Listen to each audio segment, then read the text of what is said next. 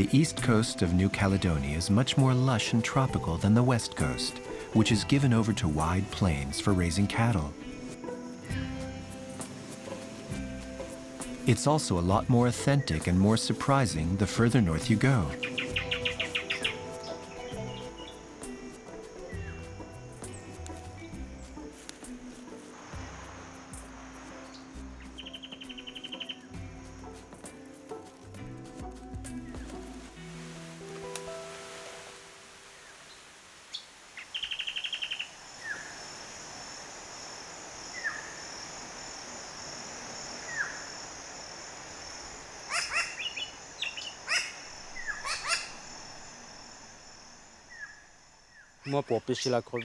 When I fish for shrimps, I just catch what I need to eat for tonight and for tomorrow. Then I leave them alone, and the next day I go hunting to get some meat. But I never fish for large amounts. If there's two of us, I just catch 10 shrimps and that's enough. The river's like my larder. I don't want to be greedy and catch everything in it.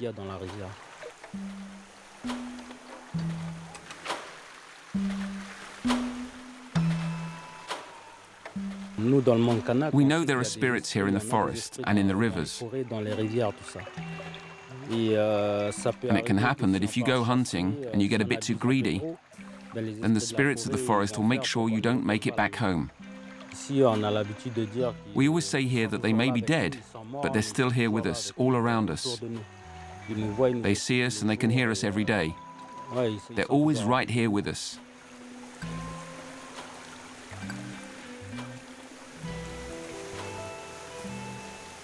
I first learnt to hunt and fish when I was very little, and the old men. And it's something I pass on to my children. I was on holiday with a few of my nephews, and I taught them to hunt, how to recognize tracks, follow a trail, etc. But now with all the modern stuff, they'd rather have telephones and cars, and they don't go to the mountains or the rivers. You might think that means they don't like meat or shrimps. But once it's on the table, they're the first to dig in.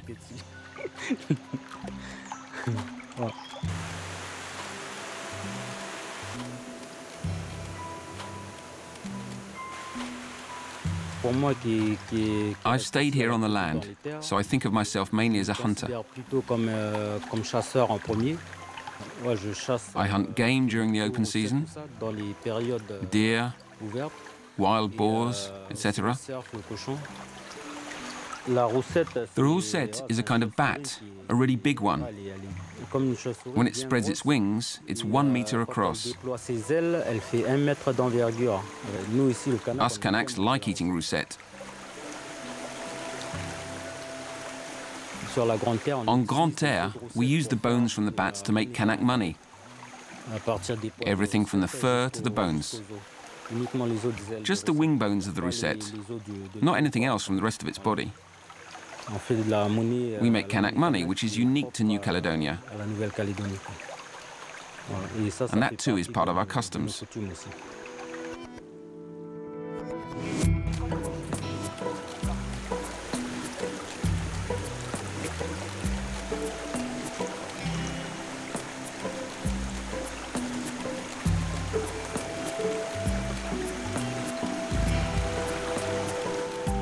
The rousette is a bat that's as secretive as it is mythical.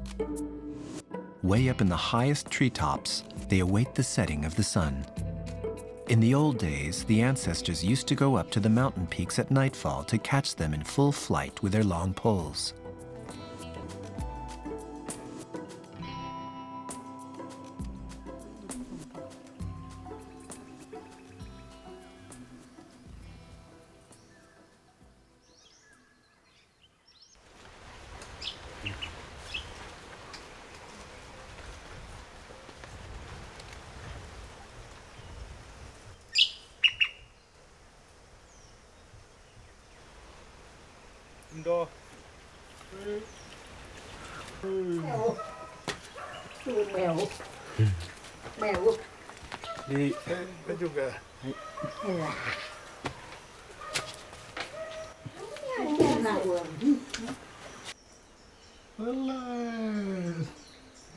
Merci.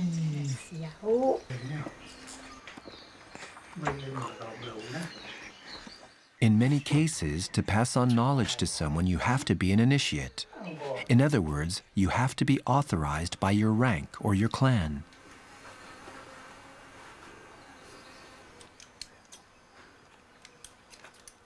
It's not just anyone who can produce real Kanak money. You have to have learnt from the elders and to be very experienced. Very few people on Grande Terre possess this ability, and even fewer of them are willing to share the trade secrets.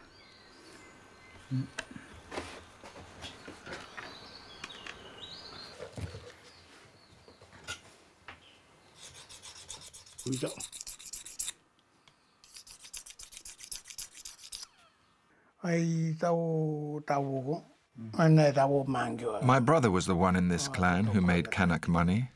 He lived in the valley behind the forest. When he died, I took his place, and I make the money now. I learned by watching him. That's how we do things here.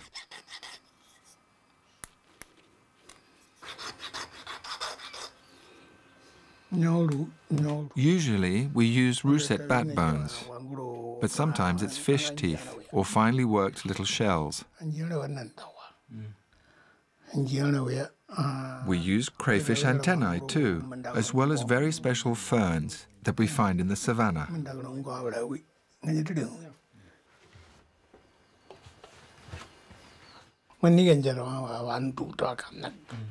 This is Melanesian money.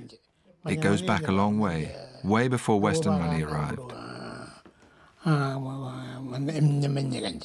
All our important customs involve braids and Kanak money. It's for special occasions like a wedding or births and deaths. It's our culture.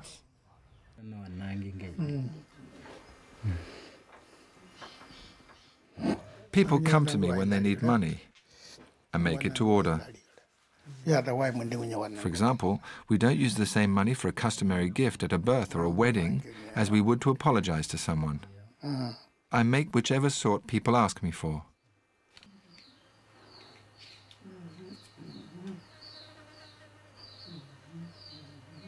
I like making the money at night. In the daytime, there's always something else to do. You have to look for wood to cook with, or people drop by to say hello. At night, though, it's calm, and I can really concentrate. And the ancestors are there. I can feel them round me. They're with me when I make the money.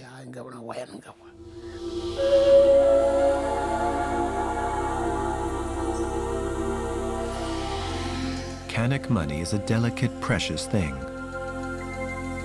It's always handled carefully, not because it's fragile, but out of respect for its symbolic power. Take it out of its coconut and banyan bark pouch and look carefully. You can tell from its color what it's made of, and above all, its length. Its true value in sealing the most important social transactions, both between individuals and within the clan.